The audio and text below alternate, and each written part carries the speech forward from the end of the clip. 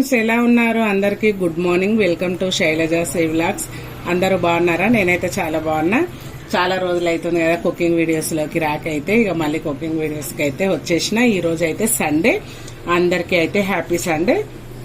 ఇంకా సండే రోజు అయితే ఖచ్చితంగా ఏదో ఒక టిఫిన్ ఉండాలి కదా. ఆ టిఫిన్ కూడా ఎన్ని గంటలకంటే రోజు అయితే 8 గంటలకైతే, సండే రోజు అయితే 10 o'clock అవుతుంది. అయితే ఆల్రెడీ నిన్న దోశ పిండి అయితే ఉంది. ఇక ఆ దోశ పిండితో అయితే నేను పొంగనాలు అయితే వేసుకున్నా. పొంగనాల కోసం అయితే పచ్చిమిర్చి, కొత్తిమీర,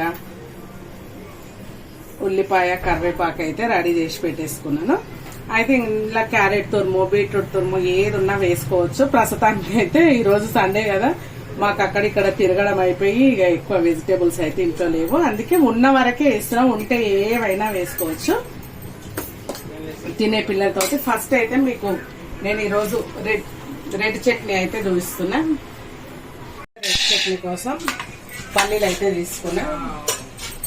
ఊరికే పచ్చిమిర్చి చట్నీ విసుకొచ్చినట్టు అవుతుంది. ఎందుకంటే అసలు మనం ఏ టిఫిన్ చేసుకున్నా అన్ని రకాలుగా బేసన్ అయినా, మామిడికాయ చట్నీ అయినా ఏవి తిన్నా బాగుంటది. కానీ ఒక్కొక్కరి ఇంట్లో ఏంటంటే తినరు. మా ఇంట్లో అయితే ముఖ్యంగా పల్లి చట్నీ కావాలంటారు.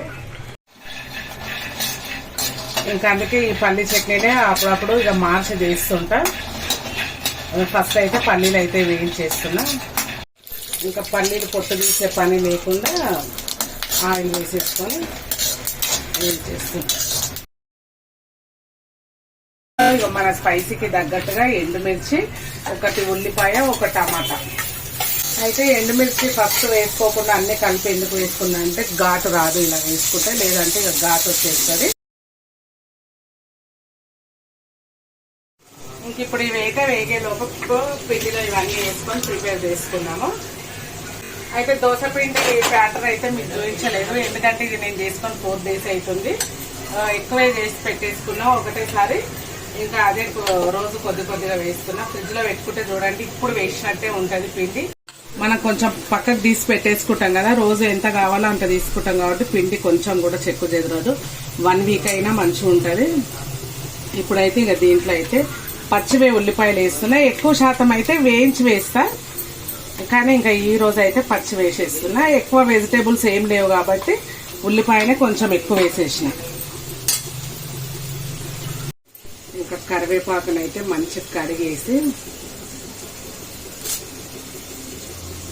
ఆకులన్నీ పట్టేసుకొని డైరెక్ట్ గా దీంట్లోనే ఇది కూడా పచ్చిగా వేస్తున్నా. సన్నగా కట్ చేసేస్తున్నా. ఇంకా ఇప్పుడైతే కొత్తిమీర. పొద్దున క్యారెట్ వచ్చింది తీసుకుందాం అనుకుంటే ఇంట్లో పిల్లలు ఏమో లేవలేదు, మా సార్ ఏమో లేదు. నాకేమో కిందికి వెళ్ళి తీసుకోవాలంటే భయం, అన్ని మెట్లెక్కి దిగాలి అనేసి తీసుకోలేదు.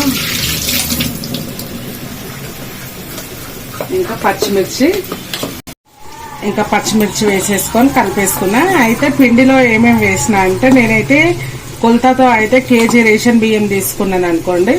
1/2 kg గుండు మినపప్పు తీసుకుంటా. ఇంకొక 100 గ్రాములు శనగపప్పు, పెసరపప్పు, కొన్ని మెంతులు వేసేస్తా అంతే. ఇంకా ఇవి వేసి పట్టేసుకుంటాను. ఇది పిండి రెడీ అయిపోయింది. ఇక దీంట్లో అయితే వేసేసిన. అయితే ఫోన్ ఎందుకు ఏమో ఒక 5 నిమిషాలు వీడియో తీయంగానే చాలా ఇబ్బంది పెట్టేస్తుంది, అది హీట్ అయిపోతుంది ఎందుకో మరి. ఇంకా ఇవైతే పసుపు వేసి ఇలా కొంచెం వేయించుకోవాలి. ఇంక ఇది కూడా మిక్సీలో వేసేస్తున్నా డైరెక్ట్ గిన్నెలో. ఇంకా పొంగనాలు అయ్యే వరకు దీన్ని మిక్సీ పట్టేసి, ఇంకా సరిపోయేంత సాల్ట్, ఇది దొడ్డుప్పు కాబట్టి కొంచెం వేస్తే ఉప్పు ఎక్కువ అయిపోతుంది. ఇంకా పొంగనాల పీటకైతే ఆయిల్ రాసేస్తున్నా. ఎక్కువ ఆయిల్ వద్దంట మా వాళ్ళకి, అందుకే ఇట్లా బ్రష్ తో పెట్టేస్తున్నాను. అయితే ఎప్పుడైనా పొంగనాలు వేసుకునేటప్పుడు లాస్ట్ లో వేసుకోవాలి. ఫస్ట్ వచ్చేసి మిడిల్లో వేసుకోవద్దు, ఎందుకంటే మిడిల్లో తొందరగా గాలిపోతాయి కదా. ఈ లాస్ట్ కాలే వరకు మిడిల్లో లాస్ట్ కు వేసుకుంటే మనకు అన్ని ఒకేలాగా సెట్ అయిపోతాయి.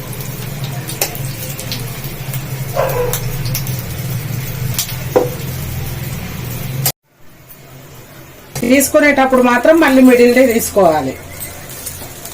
అయితే దీంట్లో నేను పోపు పెట్టేస్తే పసుపు వేసేదాన్ని, అప్పుడు మనకు కొంచెం పచ్చగా ఎల్లో కలర్ లో మంచిగా కనిపించేటివి. అయితే ఈ రోజు నేను పసుపు వేయలేదు, ఎందుకంటే పసుపు కొంతమంది ఏంటంటే ఈ పిండిలోనే అట్లనే వేస్తారు, కానీ అది పచ్చి వాసన వస్తుంది, ఉడికినా గానీ పచ్చి వాసన వస్తుంది. అందుకనే వేయొద్దు. మనం పోపు పెట్టుకొని వేసుకున్నప్పుడు మాత్రం పసుపు వేసుకుంటే అప్పుడు మనకు పసుపు స్మెల్ అనేది రాదు. వైట్ గా ఉన్నా సరే అని నేను పచ్చిగా వేసినందుకు పసుపు అయితే వేసుకోలేదు. మీకు కలర్ కావాలంటే అట్లా వేసి వేసుకోండి. ఇంకా అయిపోయింది.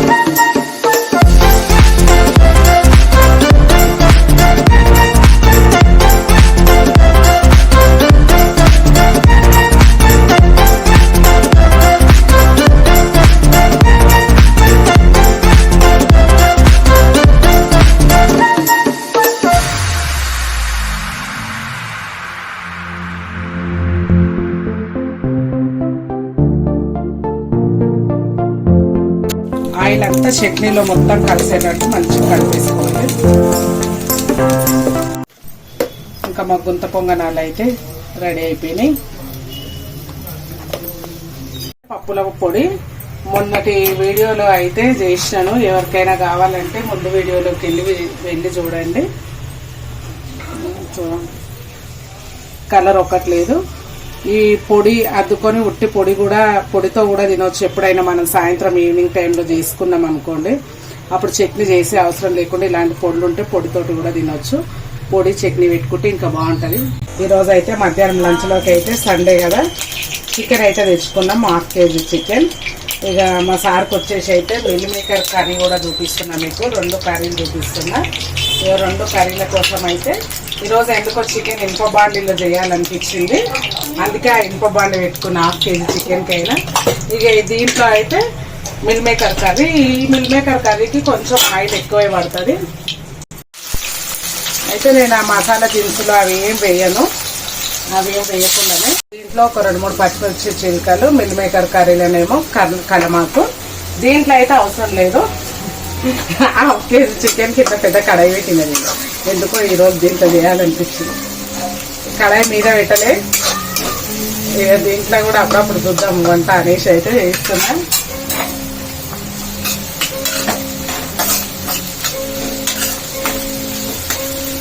ఇప్పుడు నేను చేసినట్టు చేయండి, చాలా బాగుంటది. మటన్ తినని వాళ్ళకైతే మటన్ తిన్న ఫీలింగ్ అనిపిస్తుంది. అంటే మటన్ తినని వాళ్ళకి ఇంకా ఆ ఫీలింగ్ ఎందుకో అనేసి అనుకుంటుండొచ్చు. మనం కూడా ఎప్పుడైనా మటన్ చికెన్ తిననప్పుడు ఇలా మిల్ మేకర్ చేసుకుంటే మాత్రం అట్లా ఆ ఫీలింగ్ ఉంటుంది అనమాట. అంటే ఈ టమాటాలు ఒక 2 పెద్ద సైజు టమాటాలు తీసుకున్నా. ఇవి చికెన్ లోకి కాదు, చికెన్ లో వేస్తా నేను టమాటా, కానీ ఎప్పుడైనా ఒకసారి వేస్తా, ఎక్కువ వేయను. ఇదేమో మిల్ మేకర్ కర్రీలోకి.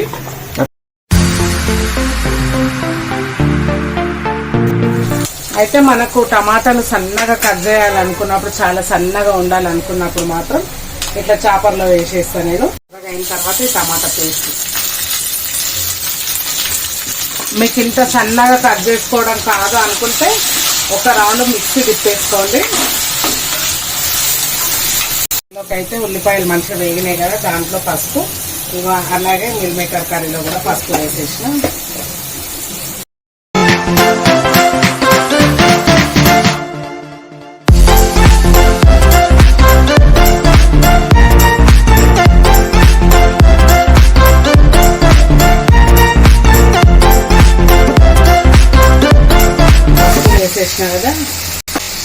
సాల్ట్,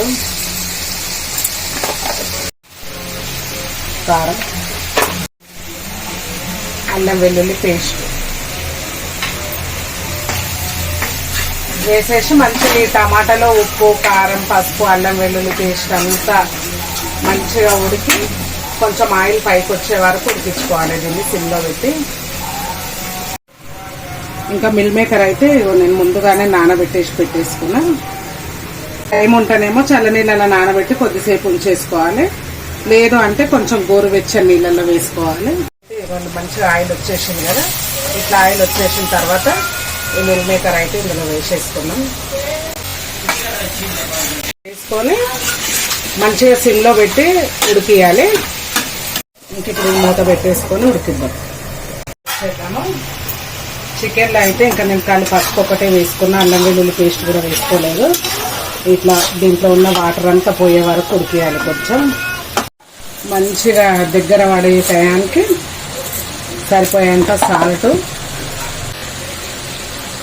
స్పైసీకి తగ్గట్టుగా కారం. నేనైతే ఒక 1/2 kg చికెన్కు 3 teaspoons వేసిన.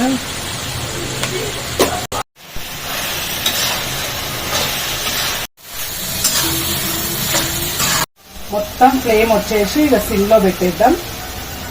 నేను సిమ్లో పెట్టేసిన దీన్ని ఒక 10 minutes వదిలేస్తే చాలు, మంచిగా ఉడికిపోతుంది. మిల్ మేకర్ అయితే ఈ టమాటా ఉల్లిపాయల మంచిగా దగ్గర పడింది కదా. ఇప్పుడు ఏం చేయాలి మనం అంటే కొంచెం గ్రేవీకి తగ్గట్టుగా వాటర్ వేసుకోవాలి. ఇప్పుడు ఫ్లేమ్ అయితే పెంచేసుకోవాలి. ఒక టీ గ్లాస్ అన్ని వాటర్ వేసుకోవాలి, ఎక్కువ వేసుకోవద్దు. వేసుకొని మసాలా వచ్చేసి దీంట్లో మా మిల్ మేకర్ గ్రేవీ కర్రీకి అయితే మసాలా కంపల్సరీ. అయితే నా దగ్గర పౌడర్స్ అయితే ఉంటాయి కదా, చేసి పెట్టుకున్న పౌడర్లు, అందుకే నేను మసాలా చూపించలేదు. ముందు నేను చేసి పెట్టుకున్న పౌడర్ అయితే మీకు చూపిస్తున్నా చూడండి. ఒక 2 స్పూన్ల కొబ్బరి పొడి, ఇంకా ఇది ధనియాలు, కొన్ని పప్పులు ఉన్నాయి ఇందులో. మీరైతే ఈ పొడి లేకపోతే ఒక 1 స్పూన్ ధనియాల పొడి వేసుకోండి. ఇంకా ఇది గరం మసాలా, అంటే అన్ని సాజీరా, లవంగా, ఇలాచి ఉంటుంది కదా, అవన్నీ వేస్ట్ చేసిన గరం మసాలా. ఇందులో పల్లీలు, ఒక బాదం, కాజు కొద్దిగా కలిపి ఉన్న పౌడరు, 1 స్పూన్ నువ్వుల పౌడర్. ఇంక ఇవన్నీ కలిపి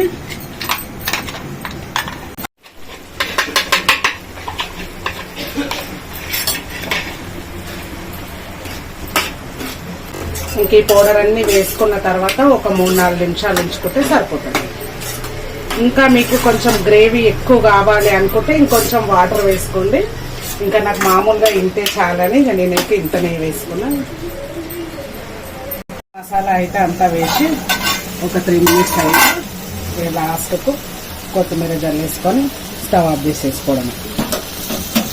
కర్రీ అయితే రెడీ అయిపోయింది కదా, స్టవ్ ఆఫ్ చేసేసిన. ఇప్పుడు అది అయ్యేలోపు ఇదైతే 10 minutes అయింది. ఎంతవరకు ఉడికిందో చూద్దాం.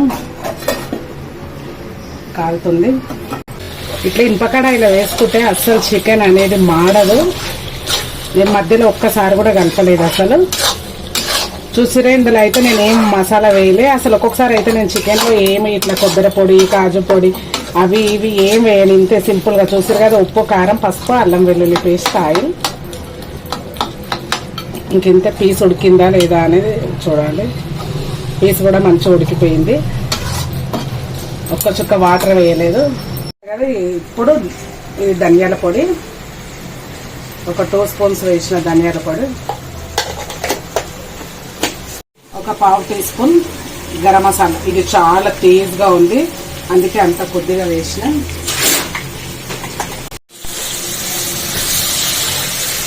చూసారా, ఒక్క 15 నిమిషాలలో చికెన్ కూర, మిల్ మేకర్ కూర అయితే రెడీ అయిపోయింది.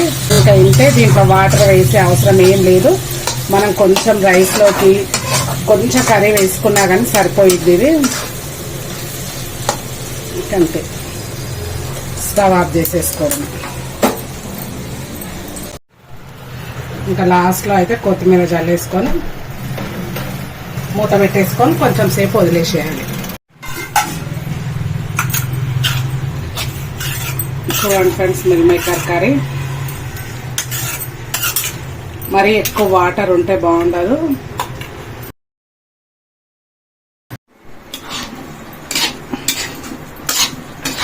ఇదండి చికెన్ కర్రీ అయితే వాటర్ వేయకుండా కొంచెం గ్రేవీ కలుపుకునేటట్టు. ఇంకా డ్రై రోస్ట్ కావాలంటే ఇంకొంచెం ఉంచుకోవాలి. ఇక నేనైతే రైస్లోకి కలపడానికి రావాలన్నట్టుగా ఇలా చేసిన. నచ్చితే అయితే చేసుకోండి ఫ్రెండ్స్. ఇంకా ఇది ఈరోజు మన వీడియో, సండే వీడియో వచ్చేసి. నచ్చితే అయితే లైక్ చేసి షేర్ చేసి మన ఛానల్ని కొత్తగా చూసే వాళ్ళు ఎవరైనా ఉంటే సబ్స్క్రైబ్ చేసుకోండి ఫ్రెండ్స్. ఓకే మరి బాయ్.